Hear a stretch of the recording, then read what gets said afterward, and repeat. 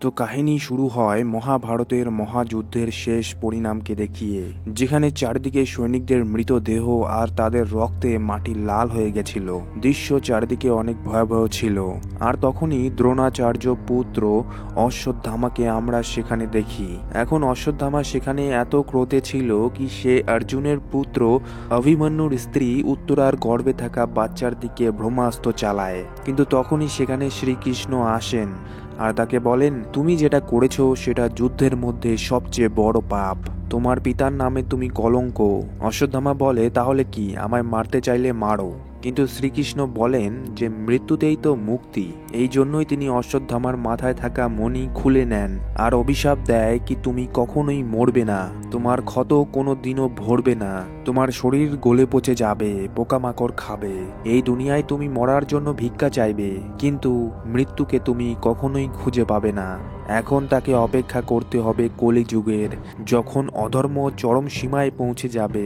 তখন গিয়ে শ্রীকৃষ্ণ তার দশম অবতারে জন্ম নেবেন। যেমন করে আজ সে একজন মায়ের গর্ভে থাকা বাচ্চাকে মারার চেষ্টা করেছে, তেমন করেই ভবিষ্যতে এক মায়ের গর্ভকে তার রক্ষা করতে হবে, তাকে বাঁচাতে হবে। আর সেই মায়ের গর্ভেই তিনি দশম অবতারে জন্মগ্রহণ করবেন, যার নাম কল্কি। যে মায়ের পেটে শ্রীকৃষ্ণ তার দশম অবতার নিয়ে জন্মগ্রহণ করবেন, তাকে রক্ষা করতে হবে, আর এটাই হবে তার পাপের প্রায়শ্চিত্ত। আর কলিযুগে কলিও আসবে, যে আমার অবতারের মতোই অনেক শক্তিশালী হবে, আর তখন তুমি আমাকে বাঁচাতে আসবে। এরপর সময় পেরিয়ে যায় প্রথম বিশ্বযুদ্ধ, দ্বিতীয় বিশ্বযুদ্ধ, করোনা ভাইরাস, যুদ্ধ, লড়াই, এক্সপেরিমেন্টে পুরো পৃথিবী মরে গেছে। তারপর আমরা পৌঁছাই মহাভারত থেকে প্রায় 6000 বছর পর 2898 এডিতে। এখন টেকনোলজি তো অ্যাডভান্স হয়ে গেছে, কিন্তু পৃথিবীর পরিস্থিতি এখন খুবই খারাপ। গঙ্গা নির্জল হয়ে গেছে, চারিদিকে শুধু মরুভূমি আর মরুভূমি। চারিদিকে বন জঙ্গল, নদী নালা, গাছপালা কিচ্ছু নেই, যার জন্য চারিদিকে বাতাসে বিষ মিশে আছে। সারা বিশ্বে শুধু একটি শহর বেঁচে আছে, আর সেই শহরটির নাম হলো কাশী। এখানে পৃথিবীতে বেঁচে থাকা মানুষগুলো যারা আছে তারা এখানে থাকে। কাশীতে আমরা বিশাল বড় একটি কমপ্লেক্স দেখতে পাই, যেটা অনেকটা উল্টো পিরামিডের মতো। এই কমপ্লেক্সের ভিতর সমস্ত রকম সুবিধা রয়েছে, যেমন প্রাকৃতিক পরিবেশ, সুন্দর হাওয়া, সমুদ্র এবং নানা রকম সুন্দর সুন্দর দৃশ্য, খাবার দাবারের সুন্দর ব্যবস্থা, পার্টি, উল্লাস সবকিছু এখানে হয়। কিন্তু এই কমপ্লেক্সের ভিতর কেবলমাত্র বড় লোকেরাই থাকতে পারে, আর যে সমস্ত গরিব লোকেরা তারা বাইরে থাকে এবং তাদের দ্বারাই এই কমপ্লেক্সের মধ্যে পশুর মতো করে কাজ করানো হয়। চারপাশ থেকে পুরুষদেরকে ধরে আনা হয় আর তাদেরকে চাকর বাকরের মতো রাখা হয়। আর এই কমপ্লেক্সের রাজা হলো সুপ্রিম ইয়াস্কিন, যে নিজেকে ভগবান মনে করে, মানে এই কলি যুগের সবচেয়ে বড় ভিলেন। আর এই পর্যন্ত তার বয়স হলো 200 বছর। আর এর পিছনের কারণ আমরা কাহিনীর আগে গিয়ে জানতে পারবো। এরপরও আমরা একটা ফিউচারিস্টিক গাড়ি দেখতে পাই, যেখানে অনেকগুলো লোক ছিল আর তারা কাশীর দিকে যাচ্ছিল, যা গঙ্গা নদী ধরে ধরে এগোচ্ছিল। এখানে আমরা একজন পিতাকে দেখি, তার সাথে তার একটি ছোট্ট বাচ্চা মেয়ে ছিল।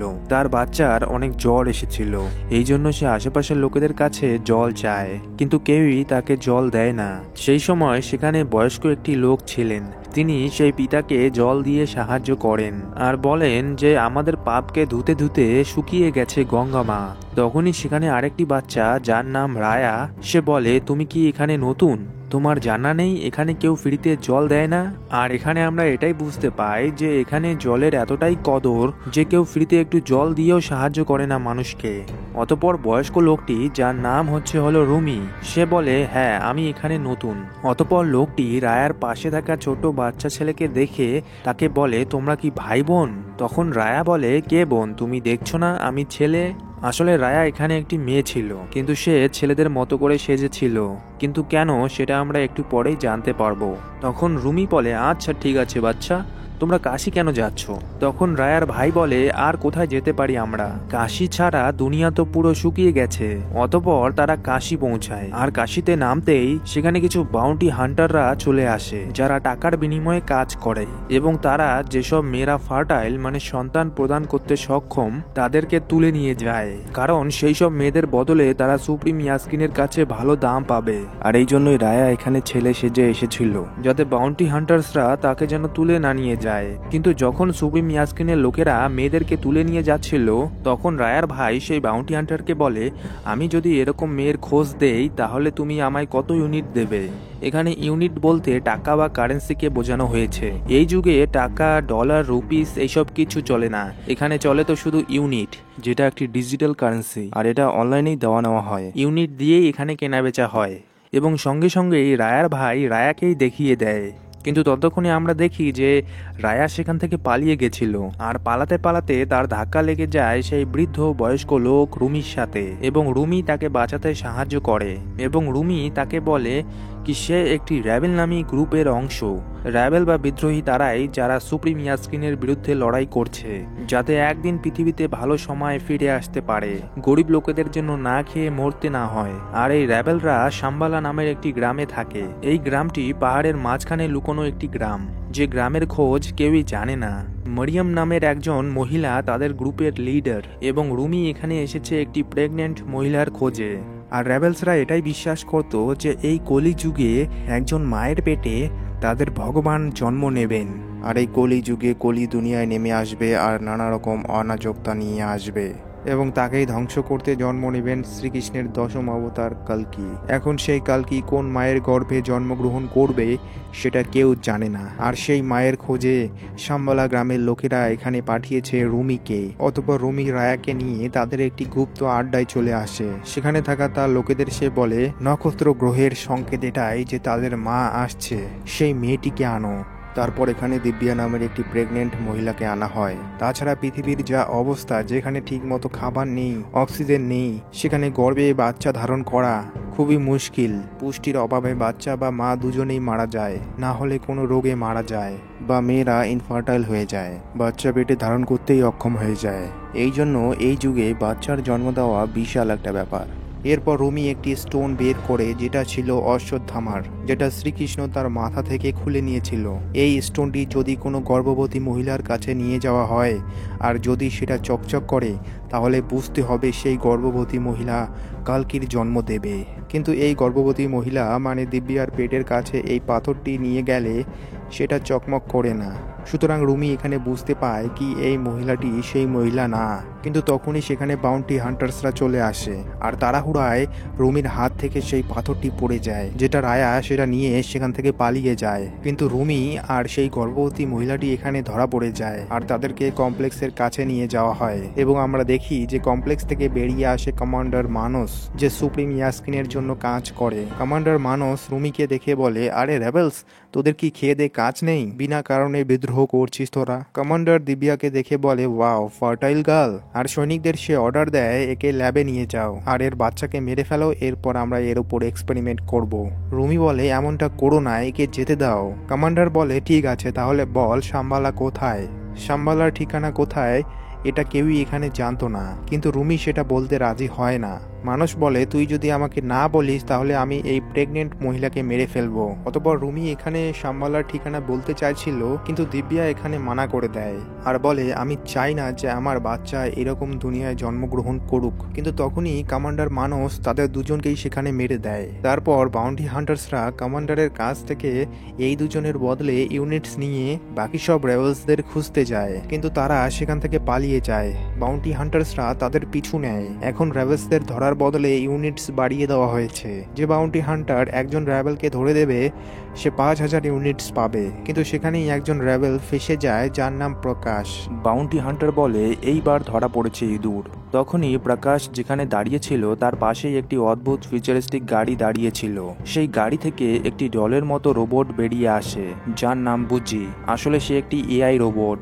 সে প্রকাশকে স্ক্যান করা শুরু করে আর বলে, 1 স্টার বাউন্টি, এর জন্য তো 5000 ইউনিটস পাওয়া যাবে। তারপর সে তাকে হ্যান্ডকাফ পরায় আর বাকি সব বাউন্টি হান্টার্সদের বলে, বর্তমানে এটা আমার বাউন্টি, এই জন্য আপনারা এখন বাড়ি ফিরে যেতে পারেন।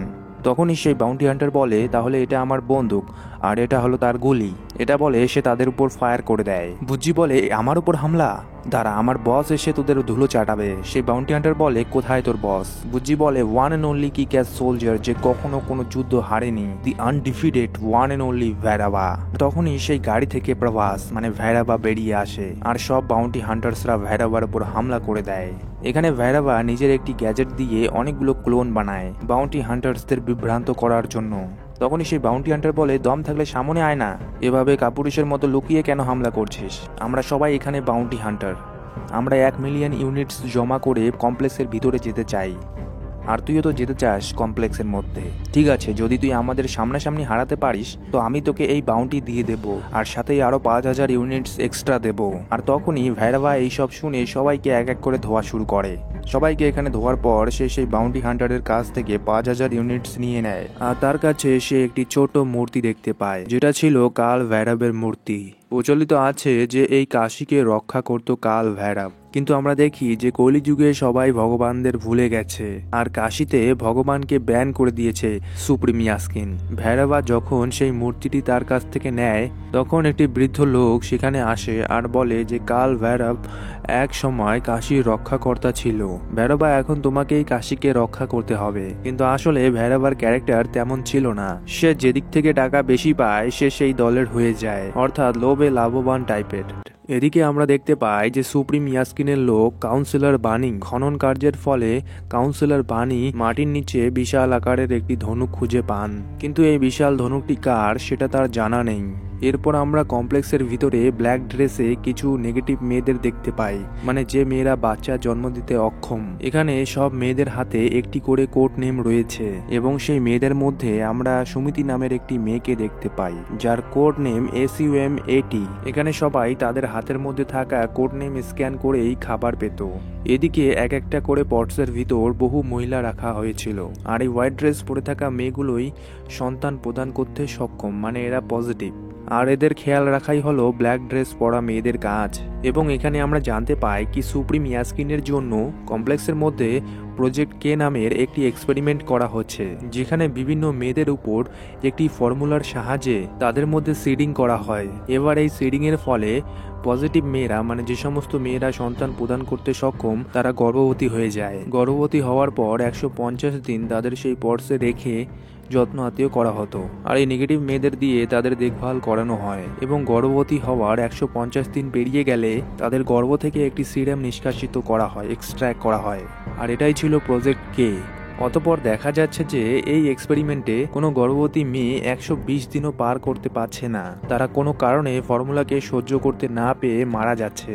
এই সময় কমান্ডার মানস সেখানে আসে এবং প্রজেক্ট কে এর সায়েন্টিস্টদের বলে যে কি ব্যাপার, তোমরা এখনো একটা সিরাম বানাতে পারছো না? তখন সায়েন্টিস্ট বলে যে এই ফর্মুলা এত পাওয়ারফুল যে কোনো মেয়ে সিডিং এর পর 120 দিনও বাঁচতে পারছে না, 150 দিন তো দূরের কথা।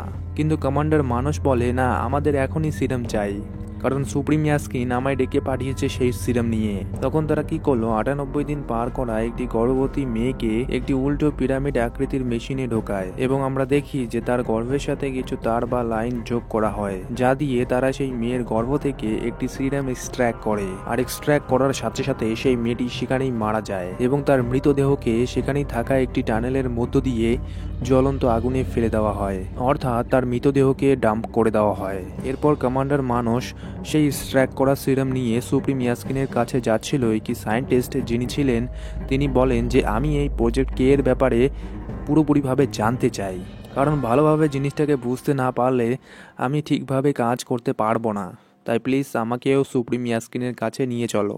এবং সেও কমান্ডার মানসের সাথে সুপ্রিম ইয়াস্কিনের কাছে যায়। এরপর তারা দুজন কাউন্সিলর বানির কাছে আসে। এখানে তারা একটি বিশাল বড় মূর্তির হাতে চড়ে। কাউন্সিলর বানি সেখানে সেই মূর্তিটিকে অ্যাক্টিভেট করে, আর সেই মূর্তিটি অনেক উপরে তাদের সুপ্রিম ইয়াস্কিনের কাছে পৌঁছে দেয়। সুপ্রিম ইয়াস্কিন নিজেকে এখানে ভগবান মনে করে, তাই সে সবার উপরে আকাশের উচ্চতায় থাকতো। এরপর তারা সেই গর্ভবতী মহিলার কাছ থেকে যে সিরামটি এক্সট্র্যাক্ট করেছিল সেটা নিয়ে গিয়ে তারা সুপ্রিম ইয়াস্কিনকে দেয়। আর এখানেই আমরা প্রথমবারের মতো সুপ্রিম ইয়াস্কিনকে দেখি, এবং আমরা দেখি যে খুবই বৃদ্ধ একটি লোক ভাসমান অবস্থায় রয়েছে। সে যে রুমে ছিল সেখানে মেঝেতে পুরো জল দিয়ে ভরা, এবং তার দেহের সাথে কিছু তার যোগ করা ছিল। তার চারিদিকে কিছু ফিউচারিস্টিক গ্যাজেট বা বল টাইপের কিছু জিনিস ঘুরছে। এরপর আমরা দেখি যে সুপ্রিম ইয়াস্কিন কমান্ডার মানসের কাছ থেকে সেই সিরাম নেয় আর নিজের বুকের মধ্যে ইনজেক্ট করে। কমান্ডার মানস বলে এটা আজ পর্যন্ত বানানোর সব থেকে বেস্ট সিরাম, আর সঙ্গে সঙ্গেই সে ধপ করে জলে পড়ে যায়। এটা দেখে কমান্ডার মানুষের তো প্রাণ হাতে চলে আসে আর বাকি দুজন অবাক হয়ে তাকিয়ে থাকে। কিন্তু তারপরে সুপ্রিম ইয়াস্কিন ভাসমান অবস্থায় জল থেকে ওঠে। এমন অবস্থায় সে সায়েন্টিস্টের কাছে আসে আর তার সেই ফিউচারিস্টিক গ্যাজেট বা বল দিয়ে সায়েন্টিস্টের গলা চেপে ধরে। তখন সুপ্রিম ইয়াস্কিন বলে যে বহু বছর পর কেউ আমাকে মারার চেষ্টা করেছে। আসলে এখানে সায়েন্টিস্ট কমান্ডার মানুষকে সিরামের জায়গায় বিষ দিয়েছিল এবং তখন সেই সায়েন্টিস্ট ইয়াস্কিনের বুকের ভিতরে একটি ছোট্ট ছুরি ঢুকিয়ে দেয়, কিন্তু এতে ইয়াস্কিনের কিছুই হয় না। ইয়াস্কিন বলে আমি এতবার মৃত্যুর মুখ থেকে ফিরে এসেছি যে মৃত্যুও আজ আমার কিছুই করতে পারবে না। ইয়াস্কিন তাকে জিজ্ঞেস করে তুমি এসব কেন করছো? তখন সায়েন্টিস্ট বলে ভবিষ্যৎকে সুরক্ষিত করার জন্য। ইয়াস্কিন বলে আমিও তো তাই করছি। পৃথিবীটা অসৎ লোভী পাপী লোক দিয়ে ভরে গেছিল, সুতরাং আমি সত্যি এই পৃথিবীতে তাদেরই রেখেছি। পৃথিবীতে মানুষ প্রকৃতিকে ধ্বংস করে দিয়েছিল, তাই আমি প্রকৃতিকে এই পৃথিবী থেকে সরিয়ে দিয়েছি। তখন সায়েন্টিস্ট বলে যে প্রকৃতিকে কন্ট্রোল করার তোমার কোনো অধিকার নেই। ইয়াস্কিন বলে মানুষেরও প্রকৃতিকে ধ্বংস করার কোনো অধিকার নেই, কিন্তু কি করা যাবে, মানুষের এটা জন্মগত ডিফেক্ট। তাই প্রকৃতি মানুষকে বারবার সুযোগ দিলেও মানুষ সেটা কখনোই শোধরায়নি, আর এই জন্যই আজকে এই অবস্থা। কিন্তু তুমি চিন্তা করো না, এক নতুন যুগ আসতে চলেছে, কলি যুগ। তারপর সে সায়েন্টিস্টের গলা চেপে ধরে তাকে মেরে ফেলে। তারপর সে বলে 150 দিন যে মেয়ে ফর্মুলাকে সহ্য করতে পারবে তাকে খোঁজো। তারপর সে তার নিজের জায়গায় চলে যায়। এরপর আমরা সুমিতি নামের সেই মেয়েটিকে দেখতে পাই যে প্রতিদিনের মতো সকালে উঠে দিন গুনছিল, আর অ্যালার্ম বাজতেই সব নেগেটিভ মেয়েরা নিজের হাতে থাকা কোড স্ক্যান করে নিজের খাবার নিয়ে খায়। তারপর তারা সেই পর্সের ভিতর থাকা প্রেগনেন্ট মেয়েগুলোর জন্য খাবার নিয়ে যায়, যেখানে সুমিতি একজনকে খাবার দেওয়ার পর বলে কি সুন্দর তাই না, একটি জীবনের ভিতরে আরেকটি জীবন। অতপর সেই মেয়েটি বলে কি লাভ, দুজনকেই তো মরতে হবে। সত্যি যদি আমি নেগেটিভ হতাম তাহলে অনেক ভালো হতো, এই খাঁচার মধ্যে বন্দি থাকতে হতো না। এটা শুনে সুমিতি একটি আপেল নিয়ে এখান থেকে চলে যায়। অতপর সে তার পর্সের মধ্যে আসে আর আমরা সেখানে দেখি যে সুমিতি প্রেগনেন্ট, আর এটা সে সবার কাছ থেকে লুকিয়েছে। কিন্তু তখনই সেখানে একটি মেয়ে যার নাম লিলি সে দেখে ফেলে। সে অবাক হয়ে চুপচাপ তার কাছে আসে আর তাকে জিজ্ঞেস করে কয় মাস হয়েছে। সুমিতি বলে 5 মাস হয়েছে। লিলি বলে 5 মাস, 150 দিন। সে অবাক হয়ে যায় আর বলে কিভাবে সম্ভব এটা, একটাও পজিটিভ মহিলা যে ফর্মুলাকে 30 দিনেরও বেশি রাখতে পারছে না, আর তুমি তো নেগেটিভ, কিভাবে সম্ভব? সুমিতি বলে আমি জানি না কেন আর কিভাবে এমনটা হলো, কিন্তু একদিন আমি হঠাৎ করে বুঝতে পাই। তখন লিলি বলে কমপ্লেক্স যদি এটা জানতে পায় তাহলে তো তোকে রানীর মতো করে রাখবে। সুমিতি বলে শেষে তারা একে মেরে ফেলবে। লিলি বলে এটা যদি অন্য কারো কাছ থেকে শুনতে পায় তাহলে তাও তোকে মেরে ফেলবে। আর এই বাচ্চাটি একটা ল্যাব এক্সপেরিমেন্ট, এর জন্ম ল্যাবের প্রয়োগের ফলে হয়েছে। এত সেন্টি হোস না, এর কোনো বাপ নেই। তখন সুমিতি বলে মা তো আছে, আমি আমার মাকে কোনোদিন দেখিনি। আমার বাবা আমাকে কমপ্লেক্সের কাছে বেঁচে দিয়েছে, তাই আমি এই বাচ্চাকে জন্ম দিতে চাই। প্লিজ তুই শুধু তাদেরকে এটা বলিস না। এরপর আমরা ভৈরবাকে দেখি, যেখানে সে সেই র্যাবেল প্রকাশকে ধরে নিজের গাড়িতে বন্দি করে নিয়ে যাচ্ছিল। এখানে প্রকাশ ভৈরবাকে বলে কি লড়েছো ভৈরবা, তোমার কাহিনী আমি অনেক শুনেছিলাম, তুমি নাকি আজ পর্যন্ত একটা যুদ্ধ হারোনি, আজ সেটা আমি নিজের চোখেও দেখলাম। এটা শুনে ভৈরবার অনেক ভালো লাগে। তারপর প্রকাশ ভৈরবাকে বলে প্লিজ আমাকে ছেড়ে দাও, সুপ্রিম ইয়াস্কিনের লোকের হাতে ধরা খাওয়ার থেকে আমি মরা পছন্দ করব। ভৈরবা বলে না বস, আমি তোকে মারতে পারবো না, তোকে তাদের হাতে তুলে দিলে আমি 5000 ইউনিটস পাবো। এত বড় পুরস্কার কি হাতছাড়া করা যায়? এভাবেই 1 মিলিয়ন ইউনিটস জড়ো করে আমি সবার মতো কমপ্লেক্সে যাব, যেখানে টেবিল ভর্তি ফ্রেশ ফ্রুট, আলিশান বাথরুমে গোসল, আর সমুদ্রের কিনারায় বসে সানস্ক্রিন মাখবো। আর তোকে যেহেতু আমার ভালো লেগেছে তো চল আজ তোকে লাঞ্চ করাবো। তারা একটি দোকানে আসে, যেখানে দোকানদার তাদের সোজা একটা বন্দুক দেখায় আর বলে আগে আমার টাকা ভৈরবা।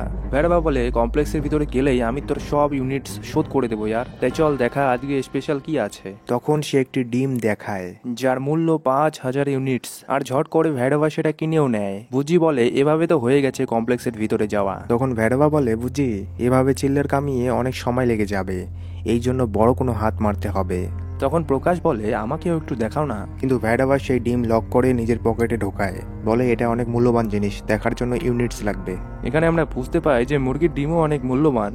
তারপর প্রকাশ বলে তুমি আমাদের দলে সামিল হয়ে যাও। ভৈরবা বলে কেন, সেখানে ইউনিটস বেশি দেয় নাকি? প্রকাশ বলে আরে না না, ইউনিটস এর উপরেও তো কিছু হয় নাকি, সত্যের জন্য লড়াই, দুনিয়ার ভালোর জন্য লড়াই, রেবেলসদের সাইড হয়ে সুপ্রিম ইয়াস্কিনের বিরুদ্ধে ফাইট করো। তখন ভেড়াবা বলে, আমি সব সাইড থেকে ফাইট করে দেখেছি বস, সেই ফাইটে যেই জিতুক এন্ডিং সবার একই হবে, এই জন্য আমি শুধু নিজের সাইডে, সেলফিশ সাইডে। এখানে আমরা ভেড়াবার ব্যাপারে জানতে পাই কি সে যখন ছোট্ট বাচ্চা ছিল এক যুদ্ধে সে তার বাবা মাকে হারিয়েছে, তখন একজন ক্যাপ্টেন তার জীবন বাঁচায় আর তাকে এই জালিম দুনিয়ায় সার্ভাইভ করার জন্য সবকিছু শেখায়, ফাইট থেকে শুরু করে বিভিন্ন রকম স্কিলস তাকে শেখায়। এভাবেই সে তাকে বড় করে। কিন্তু একদিন ক্যাপ্টেন নেশার ঘরে জুয়া খেলতে গিয়ে হেরে যায়। শেষমেশ সে ভেড়াবাকেই বাজিতে রাখে, কিন্তু ক্যাপ্টেন ভুলে গেছিল যে সেই তাকে সবকিছু শিখিয়েছে।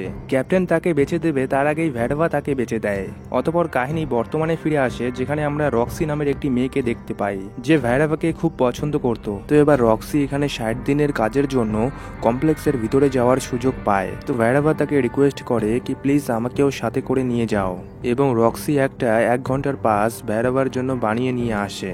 আর তারা প্রথমবারের জন্য কমপ্লেক্সের ভিতরে যায়, কিন্তু কমপ্লেক্সে গিয়ে তারা কাজ বাদ দিয়ে এদিক ওদিক ঘোরা শুরু করে এবং তারা সেখানে গিয়ে প্রথমবারের মতো প্রাকৃতিক সৌন্দর্য দেখতে পায়। সেখানে গিয়ে দেখে যে বিশাল সবুজে ভরা মাঠ, সেখানে তারা ঘোড়ায় চড়ে সেখানে থাকা প্রাকৃতিক সৌন্দর্যকে অনুভব করে। সেখানে ছিল বিশাল এক সমুদ্র যেটা দেখতে অনেক সুন্দর ছিল। এরপর ভেড়াবা প্রথমবারের মতো ফল চেকে দেখে আর বলে বাহ কি টেস্ট। অর্থাৎ আমরা এটাই বুঝতে পাই কি কমপ্লেক্সের ভিতরে আর্টিফিশিয়াল ভাবে এই সৌন্দর্য সৃষ্টি করে রাখা হয়েছিল, কিন্তু এখানে সাধারণ মানুষেরা আসতে পারতো না। সেই জন্য ভেড়াবা রক্সি কেউই এগুলো কোনোদিন দেখেনি, এমনকি তারা কোনোদিন কমলা লেবুও খায়নি। তাই এই সমস্ত কিছু তাদের জন্য একদম লাক্সারি। মানে বর্তমান যুগে প্রকৃতি, গাছপালা, বন জঙ্গলকে উড়িয়ে আমরা যেভাবে বাড়ি বানাচ্ছি, সেই বন জঙ্গল প্রকৃতি একসময় গিয়ে এমন লাক্সারি হয়ে দাঁড়িয়েছে। এখন সেখানেই বড় বড় লোকেরা মিলে পার্টি করছিল, তাই তারাও সেখানে গিয়ে নাচানাচি করা শুরু করে দেয় এবং ভৈরবা সেখানে সেই হই হট্টগোল করা শুরু করে, যার জন্য সেখানকার গার্ড তাদের ধরে ফেলে এবং তাদের দুজনকে কমপ্লেক্স থেকে বের করে দেয়। এদিকে আমরা সুমিতিকে দেখতে পাই, সে যে গর্ভবতী সেটা আর সে বেশিক্ষণ লুকাতে পায় না। একজন সোলজার তাকে দেখে ফেলে যে সে প্রেগনেন্ট এবং সে গিয়ে এই সব কমান্ডার মানুষকে বলে দেয়। তারপর সুমিতিকে পটসের ভিতর রাখা হয় আর সায়েন্টিস্ট কমান্ডার মানুষকে জানায় কি এটা তো চমৎকার, এই মেয়েটি ফর্মুলাকে 150 দিন রাখতে পেরেছে। এই বাচ্চার গ্রোথ খুবই তাড়াতাড়ি হচ্ছে, কিছুদিনের মধ্যেই এই বাচ্চা তার মায়ের পেট থেকে বেরিয়ে আসবে। মানুষ বলে সুপ্রিম ইয়াস্কিন বাচ্চা পালতে চায় না, একে তাড়াতাড়ি এক্সট্র্যাক্ট করো। এরপর আমরা রায়াকে দেখতে পাই, যার পিছনে একটি রোবট পড়েছিল তাকে ধরার জন্য। এই সময় রায়া কাশি থেকে পালিয়ে আসে আর পালাতে পালাতে মাটির নিচে থাকা একটি পুরনো মন্দিরের মধ্যে পড়ে যায়। তার পিছন পিছন সেই রোবটটিও চলে আসে। রায়া এখানে লুকিয়ে পড়ে আর তখনই আমরা এখানে দেখি এই মন্দিরে শত শত বছর ধরে ধ্যানে মগ্ন ছিল অশ্বত্থামা। কিন্তু রায়ার চিল্লানোর আওয়াজ শুনে অশ্বত্থামার ধ্যান ভেঙে যায়। সে উঠে আসলে রোবটটি তাকে দেখে তার উপর ফায়ার করে, কিন্তু তার কিছুই হয় না। উল্টো অশ্বত্থামা তার লাঠি দিয়ে সেই রোবটের মাথা উড়িয়ে দেয়। এরপর রায়া এটা দেখে অবাক হয়ে যায় আর তাকে জিজ্ঞেস করে, রোবট তো তোমাকে শুট করেছিল, তোমার তো মারা যাওয়া উচিত। তো অশ্বত্থামা বলে যে জন্মেছে তার মৃত্যু নিশ্চিত। অতঃপর রায়া জিজ্ঞেস করে, তোমার নাম কি? তোমার মধ্যে তো প্রচুর শক্তি আছে, হ্যাঁ, একদম রোবটের মাথা উড়িয়ে দিলে। এদিকে আমরা কমপ্লেক্সে দেখি যে সুমিতিকে সেই মেশিনের ভিতর নিয়ে যাওয়া হচ্ছে। অতঃপর তাকে সেই মেশিনের মধ্যে ঢোকানো হয়। তার পেটের মধ্যে পাইপের মতো কিছু এসে জুড়ে যায় আর সেই সিরামকে এক্সট্র্যাক্ট করা শুরু করে। এতে সুমিতির অনেক কষ্ট হচ্ছিল, কিন্তু তখনই মেশিনের সিস্টেম ওভারলোড হয়ে যায় আর কাজ করা বন্ধ করে দেয়। তখনই এদিকে অশ্বত্থামার অনেক জোরে ঝটকা লাগে, যেন সে কিছু একটা বুঝতে পায়। আর সাথে সাথে রায়ের কাছে থাকা সেই অশ্বত্থামার মণিটি জ্বলে ওঠে। এটা অশ্বত্থামা দেখে তার কাছ থেকে তার সেই মণিটি নেয় আর বুঝে যায় যে ভগবান শ্রীকৃষ্ণের 10ম অবতার কালকির জন্ম হতে চলেছে আর তাকে সেই গর্ভবতী মাকে রক্ষা করতে যেতে হবে। এর মানে সুমিতি হলো সেই মা যার গর্ভে কালকির জন্ম হবে। কিন্তু তখনই সুমিতি হুট করে সেই মেশিনের ভিতর থাকা ডাম্প টানেলের মধ্য দিয়ে পড়ে যায় আর সে সোজা সেই আগুনের মধ্যে পড়ে যাচ্ছিলই কি লিলি এখানে এসে তাকে বাঁচায়। আসলে লিলিও র্যাভেলদের গ্রুপের একটি অংশ ছিল। সে গুপ্তচর সেজে এই কমপ্লেক্সের ভিতরে ঢুকেছে। সেও সাম্বালা থেকে এসেছিল। সে যখন জানতে পায় যে সুমিতি প্রেগনেন্ট, তাও 150 দিন, এই জন্য তার একমাত্র মিশন হয়ে যায় সুমিতিকে এখান থেকে কোনোভাবেই হোক বের করতে হবে। এই জন্য সে সাম্বালা থেকে তার কিছু সাথীদের ডেকেছে আর তারা সেখানে কমপ্লেক্সের বাইরে অপেক্ষা করছিল। এদিকে কমান্ডার মানস আর সায়েন্টিস্ট সুমিতিকে মেশিনের ভিতর না দেখতে পেয়ে তাকে খোঁজা শুরু করে। কিন্তু এদিকে সুমিতিকে সেখান থেকে বের করার সময় ইয়াস্কিনের একজন সৈনিক তাদের দেখে ফেলে আর তাদের উপর হামলা করবেই। আর লিলি তাকে ধাক্কা দিয়ে একটি টানেলের মধ্যে বন্ধ করে দেয় আর সে সুমিতিকে বলে, এই টানেল দিয়ে যাও, এই টানেলের বাইরে আমার কিছু সাথীরা অপেক্ষা করছে, তাড়াতাড়ি যাও। তো সুমিতি সেই টানেল ধরে এগোতে থাকে, কিন্তু সেখান থেকে বেরোনোর সময় এক পয়েন্টে এসে চারিদিক দিয়ে আগুনের হলকা বেরোচ্ছিল। কিন্তু সুমিতি সাহস করে নিজের বাচ্চার জন্য সেই আগুনের মধ্য দিয়ে হাঁটা শুরু করে। আগুনে তার পোশাক পুড়ে যায়, কিন্তু তার কিছুই হয় না, কারণ তার পেটে স্বয়ং ভগবান শ্রীকৃষ্ণের অবতার ছিল। তাই এই সামান্য আগুন তার কি বা করবে। তারপর সুমিতি কমপ্লেক্স থেকে বাইরে চলে আসে, আর সেখানেই অজ্ঞান হয়ে পড়ে যায়। লিলির সাথীরা যারা সাম্বালা থেকে এসেছিল, তারা সুমিতিকে আগুনের মধ্য দিয়ে বেরোতে দেখে অবাক হয়ে যায়, বলে যে এটা কিভাবে সম্ভব। তারপর তারা অত কিছু না ভেবে ঝটপট সুমিতিকে নিয়ে এখান থেকে বেরিয়ে যায়। এদিকে আমরা কমান্ডার মানুষকে দেখি, যেখানে তার একজন সোলজার বলে আমরা সেই মেয়েটিকে খুঁজে পাচ্ছি না। তো কমান্ডার মানুষ বলে আমি খুঁজতে যাব নাকি, তাড়াতাড়ি খুঁজে বের করো সেই মেয়েটিকে। তারপর কাউন্সিলর বানি কমান্ডার মানুষকে ডেকে পাঠায়, যেখানে কাউন্সিলর বানি তাকে বলে আমরা একটি ধনুক পেয়েছিলাম যার নাম গান্ডিভ। দি ক্রিয়েটার ব্রহ্মদেব এই অস্ত্র বানিয়েছিল। কমান্ডার মানুষ বলে আচ্ছা। তারপর যখন সে সেই অস্ত্রটি তুলতে যায়, তো বানি তাকে আটকায়, বলে দাঁড়াও। তারপর যখন একটি মেকানিক্যাল হাত এসে ধনুকটিকে তোলার চেষ্টা করে, তো সেটা গলে পুড়ে যায়, আর এরা দেখে মানুষ অবাক হয়ে যায়। বানি বলে কাল থেকে একে কোনো মানুষ বা কোনো মেশিন তুলতে পারছে না, অদ্ভুত কিছু ঘটতে চলেছে, মানুষ সতর্ক থাকতে হবে। অতঃপর আমরা লিলির লোকেদের দেখতে পাই, যারা সুমিতিকে নিয়ে সাম্বালার দিকে যাচ্ছিল, যেখানে তিনজন ছিল, যাদের নাম ভিরান, আজু এবং কায়রা। আজু এবং ভিরান সুমিতিকে চোখ বড় বড় করে দেখছিল, আর ভিরান তাকে লিলির ব্যাপারে জিজ্ঞাসা করে যে সে কোথায়। সুমিতি বলে জানি না। আর তারা ল্যাবের ভিতরে কি করে, প্রজেক্ট কে কি জিনিস।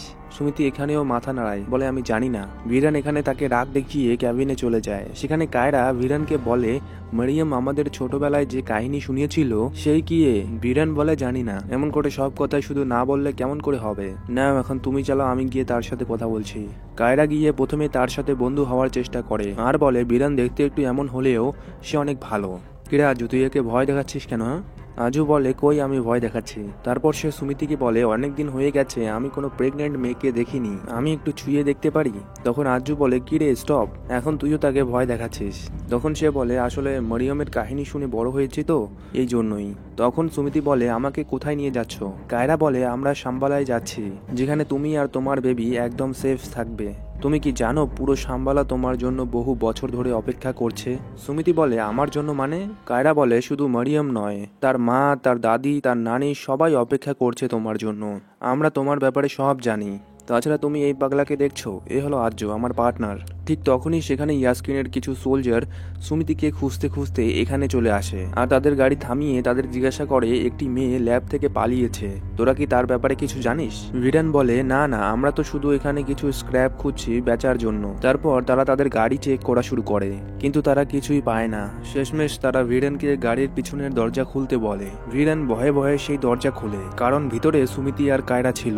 আর দরজা খুলতেই কায়রা তাকে বন্দুক দিয়ে উড়িয়ে দেয়, আর তাদের মধ্যে লড়াই শুরু হয়ে যায়। এদিকে আমরা ভাইরাবাকে দেখি, যাকে কমপ্লেক্স থেকে তাড়িয়ে দেওয়ায় সে অনেক দুঃখে ছিল, আর সেটা সে তার বাড়ির মালিককে শেয়ার করছিল। ঠিক তখনই বুজ্জি বলে ওঠে ভাইরাবা 5 স্টার বাউন্টি, যে SUM-80 মানে সুমিতিকে ধরে দেবে তাকে 5 মিলিয়ন ইউনিটস দেওয়া হবে। এটা শুনে ভাইরাবা অনেক খুশি হয়ে যায়, আর বলে জ্যাকপট লেগে গেছে ব্রো। তারপর সে বেরিয়ে পড়ে সুমিতিকে খুঁজতে। এদিকে তারা সেই সোলজার্সদের মেরে সেখান থেকে পালাচ্ছিল কি তাদের পিছনে আরো কিছু বাউন্টি হান্টার্স পড়ে যায় সেই 5 মিলিয়ন ইউনিটস পাওয়ার আশায়। এখানে সেই বাউন্টি হান্টারও ছিল যাকে ভ্যাডাবা মেরেছিল। এরপর লিলি এইসব দেখে নিজের গান লোড করে, আর একটি উড়ন্ত ফিউচারিস্টিক বাইক নিয়ে গাড়ি থেকে বের হয়, আর কিছু বাউন্টি হান্টার্সদের ধুয়ো বের করে দেয়। কিন্তু সেখানে সেই বাউন্টি হান্টার এসে তাদের গাড়িতে হামলা করে দেয়, এবং চলন্ত গাড়িতে সে লাফ দিয়ে আজুকে এক কিক মেরে ভিতরে ঢুকে পড়ে। আর সুমিতিকে নিয়ে যাবেই কি তখনই সেখানে কায়রা চলে আসে, আর তার সাথে ফাইট করা শুরু করে। কিন্তু কায়রা এখানে অনেক মার খায়। অতঃপর অনেক চেষ্টা করে বুদ্ধির জোরে সে তাকে গাড়ি থেকে এক কিক মেরে নিচে ফেলে দেয়। কিন্তু সেই বাউন্টি হান্টার পড়ার সময় কায়রার পায়ে একটি রশি বাঁধে, যার জন্য কায়রা নিচে পড়ে যাচ্ছিল কি সুমিতি তাকে আটকায়। আজু এটা দেখে সেও এসে তাকে ধরে। এদিকে সেই বাউন্টি হান্টার ধুলো খাচ্ছিল, তবু ছাড়ছিল না। অতঃপর কায়রা পরিস্থিতি বুঝতে পেয়ে সুমিতি এবং সুমিতির বাচ্চার জন্য নিজের জীবন স্যাক্রিফাইস করে, আর নিজের হাত ছেড়ে দেয়। এতে আজু অনেক কান্না করা শুরু করে। তাদের কাছে কায়রার কাছে যাওয়ার কোনো উপায় ছিল না, কারণ তাদের পিছনে ইয়াসকিনের সোলজার্সরা ছিল। ভিরান এক এক করে তাদের শুট করে, কিন্তু তারা তারা সংখ্যায় অনেক বেশি ছিল আর তারা তাদেরকে একদম ঘিরে ফেলে আর গাড়ি থেকে নামতে বলে। আজু এখানে বেশি বাড়াবাড়ি করছিল, এই জন্য সোলজার্সদের ক্যাপ্টেন তাকে শুট করে দেয় আর বলে SUM-80 বের করো যাও। এতে ভিরেন রেগে উঠে আর তখনই ক্যাপ্টেন তার মাথায় বন্দুক রাখে আর বলে তুই বাঁচাবি নাকি ওকে? তাহলে তোকে কে বাঁচাবে? ঠিক তখনই আমরা দেখি যে একটি বড় মূর্তির হাতের উপর রায়া দাঁড়িয়ে আছে। সে সোলজার্সদের বলে নিজের নিজের বন্দুক নিচে রাখো আর এখান থেকে চলে যাও নিজের জীবন বাঁচাতে চাইলে।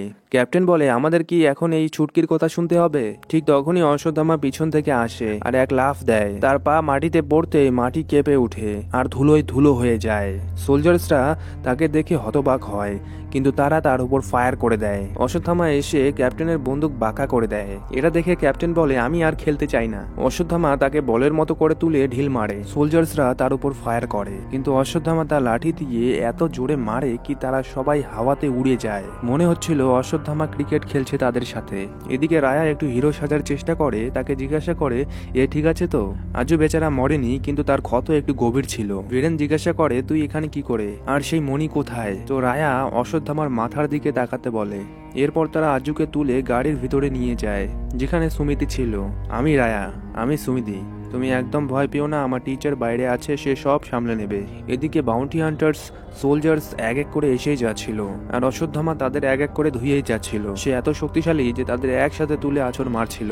এরপর সে সুমিতির কাছে যায় আর তাকে মা বলে সম্মান জানায়। সেখানে আরো কিছু সোলজার্স তাদের উপর হামলা করে কিন্তু অশ্বত্থামা আবারও গাড়ি থেকে নেমে তাদের মারা শুরু করে। এদিকে আমাদের ভৈরবা সুমিতিকে খুঁজতে খুঁজতে বুজিকে নিয়ে উড়ে এখানে আসছিল।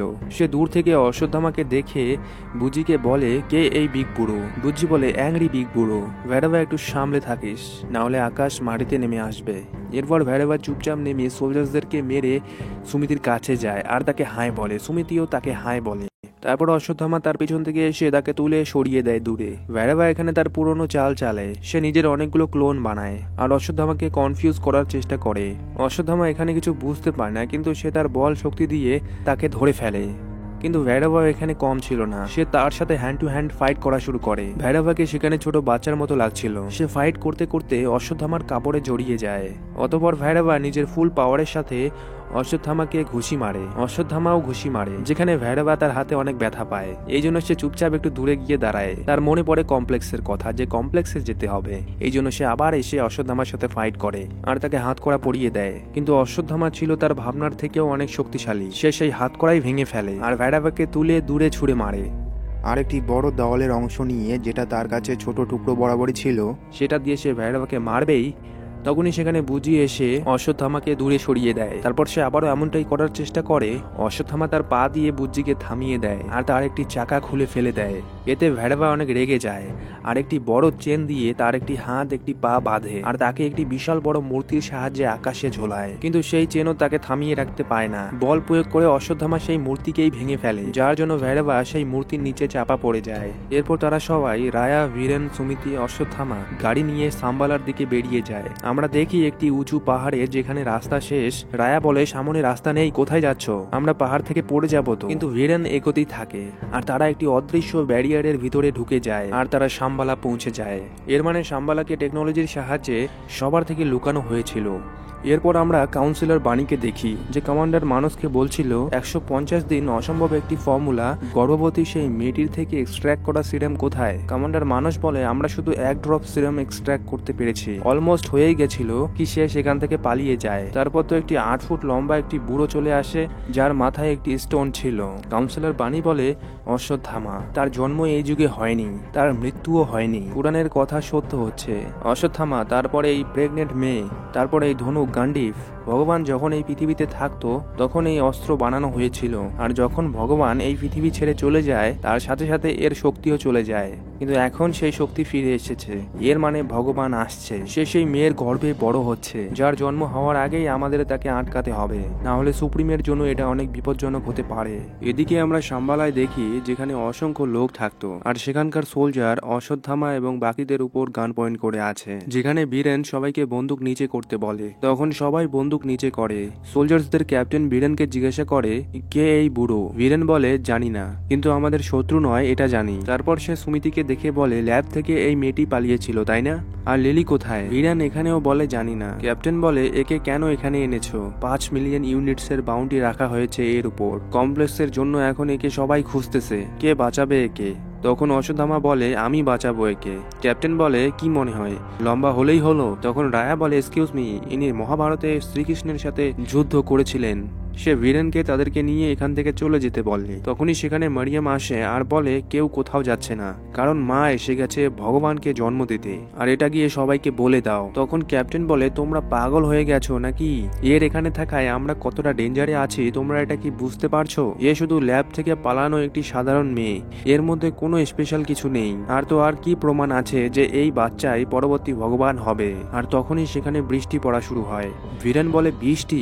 লাস্ট টাইম কবে দেখেছি এরকম বৃষ্টি? হঠাৎ করে পুরো সাম্বালাতে বৃষ্টি পড়া শুরু হয়ে যায়। এতে মারিয়াম খুশি হয়ে সুমিতিকে বলে, কালকের জন্য চলো। তারপর সাম্বালার সব লোক তাকে ঘিরে ধরে আর সুমিতিকে বলে, তোমার জন্য আমরা সবকিছু করতে পারি, বলো মা তুমি কি চাও? সুমিতি তো এইসব দেখে অবাক হয়ে যায়। সে বলে, আমার বর্তমানে খিদে পেয়েছে। তারপর মারিয়াম তাকে স্নান করিয়ে খেতে দেয়। এদিকে আমরা সেই সোলজারদের দেখি যাদের মেরে মেরে অবস্থা খারাপ করে দিয়েছিল অশ্বত্থামা। তাদের নিতে আরো কিছু সোলজার্স এসেছিল।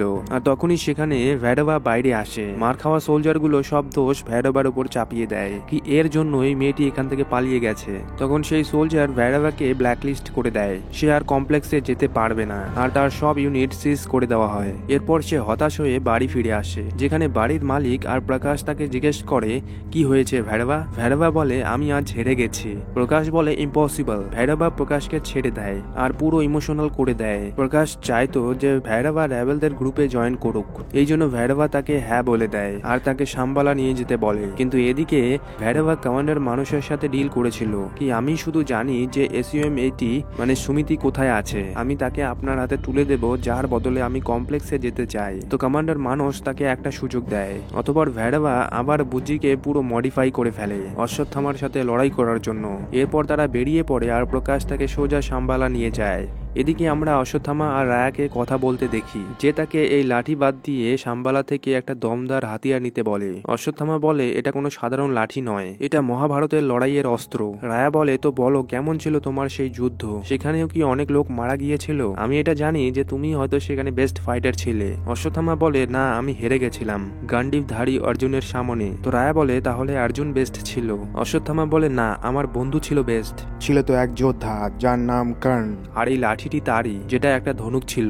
এদিকে ভৈরবা প্রকাশের সাহায্যে সাম্বালায় ঢুকে পড়ে আর মাঝ রাস্তায় তাকে বেহুশ করে অশ্বত্থামার ছদ্মবেশে সুমিতিকে এখান থেকে নিয়ে যাচ্ছিল কি অশ্বত্থামা তার সামনে চলে আসে আর দুজনের মধ্যে ফাইট শুরু হয়ে যায়। সুমিতি এখানে অনেক কনফিউজ ছিল, কিন্তু অশ্বত্থামা লাঠির আঘাতে ভৈরবার আসল রূপ সবার সামনে চলে আসে। ভৈরবা সুমিতিকে এখান থেকে অনেক নিয়ে যাওয়ার চেষ্টা করে, কিন্তু পায় না। তখন সেখানে বুঝি আসে আর দুজনের কম্বিনেশনে একটি বিশাল রোবট হয়ে যায়, যার ভিতরে ছিল ভৈরবা। সে অশ্বত্থামাকে এক লাথি মেরে উড়িয়ে দেয়। সাম্বালার সব সৈনিক জড়ো হয়ে যায়। ঠিক তখনই ভৈরবাকে ট্র্যাক করে কমান্ডার মানস তার পুরো আর্মি নিয়ে সাম্বালায় চলে আসে। এটা দেখে মারিয়াম বীরেনকে বড় যুদ্ধের প্রস্তুতি নিতে বলে, কিন্তু এদিকে অশ্বত্থামা আর ভৈরবার মধ্যে লড়াই কন্টিনিউয়াসলি চলছিল।